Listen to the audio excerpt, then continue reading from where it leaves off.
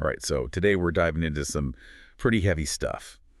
The Malibu fires, obviously we've all seen the images, the devastation, but we're going beyond the headlines here. Yeah. We're looking at expert opinions and firsthand accounts that suggest that, maybe government failures made these fires even worse than they needed to be. Yeah, it's interesting. We're not just talking about like the immediate, firefighting response here, but like the long-term decisions and policies that maybe set the stage for this level of destruction. So let's start with just like the sheer scale of it. Yeah. We're talking 10,000 structures destroyed, Yeah. 200,000 people forced to evacuate. Mm-hmm. And Edward Ring, who's a policy expert who focuses on California, he straight up calls this level of damage preventable.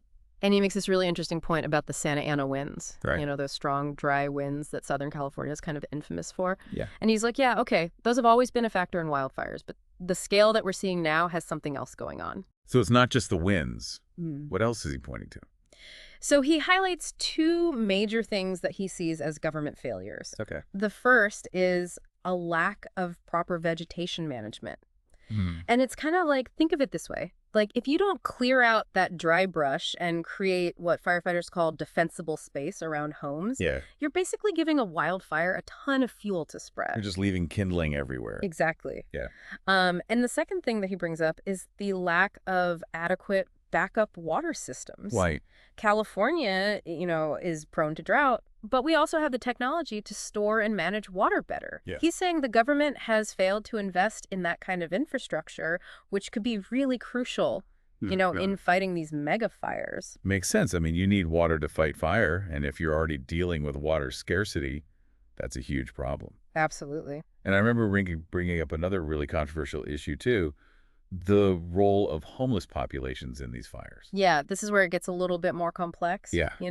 He points out that a shocking 50% of LA County fires are started by homeless individuals. Oh.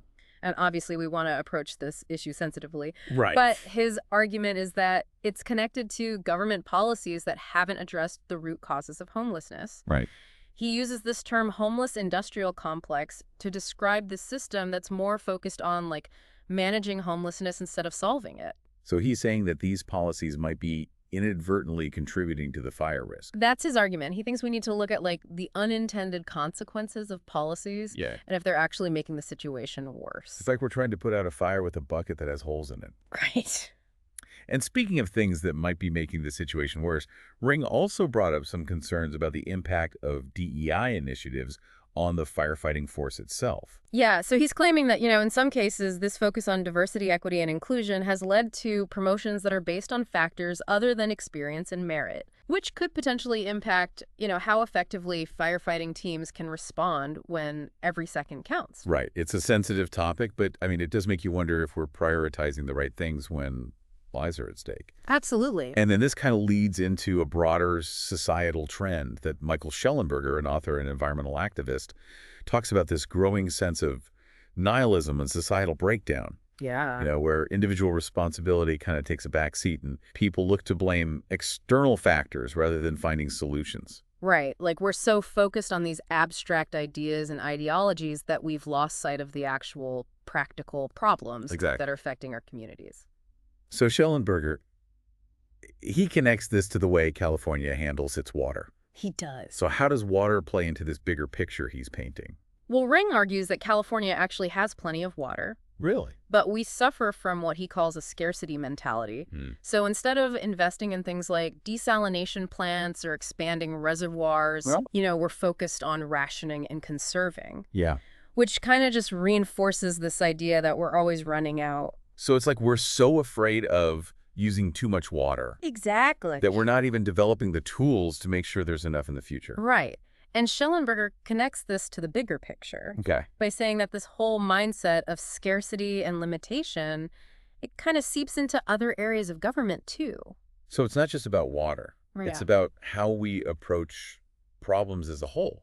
It affects everything. And this ties back to the Malibu fires. Okay. Because if you've got that scarcity mentality, you're less likely to invest in things like forest management or backup water systems, the things that could actually prevent these huge disasters. It's like we're trying to solve a problem with one hand tied behind our back. Yeah. Now, Ring does offer like a potential solution inside the system itself. Uh-huh. He talks about the power of the firefighters union Yes. and how they could change their focus. He suggests that instead of just focusing on suppression, Okay. basically, putting out the fires once they've started, Right. they could use their political power to push for better forest management, Mm. more preventative measures. So instead of treating the symptoms, Exactly. they could go after the root cause. Exactly. Like imagine if they lobbied for controlled burns to clear out all that underbrush, Yeah.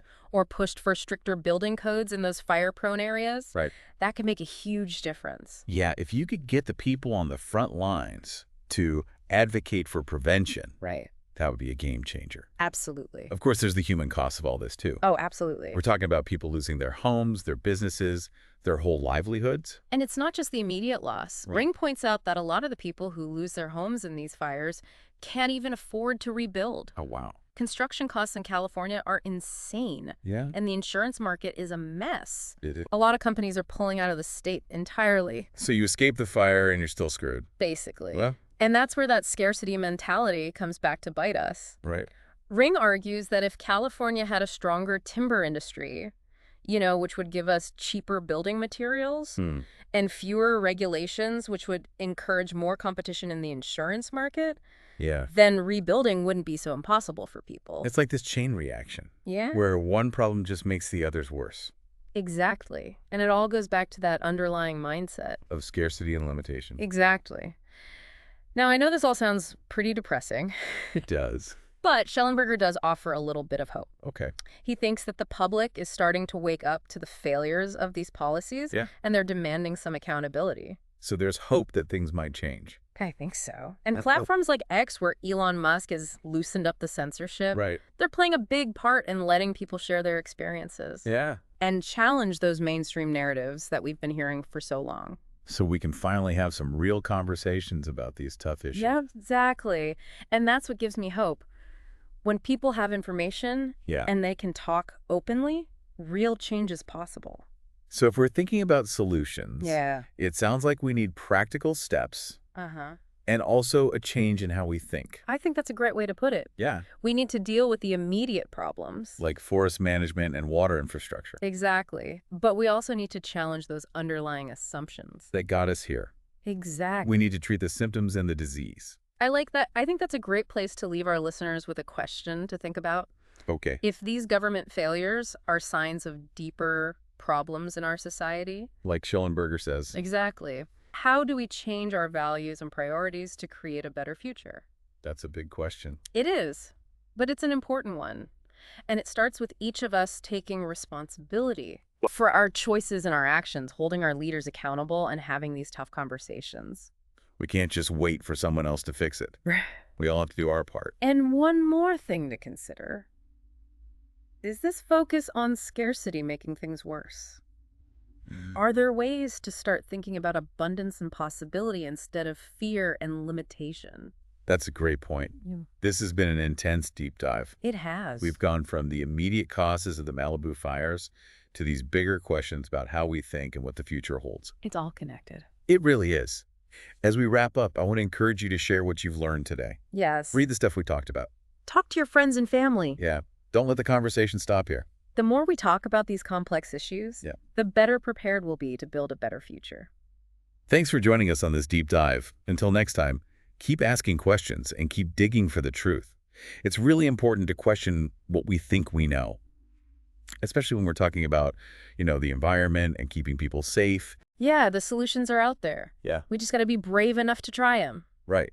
And that might mean changing how we think about things. Exactly. And being willing to, experiment a little bit. And it also means holding our leaders accountable, Absolutely. making sure they're actually doing what's best for everybody. Right.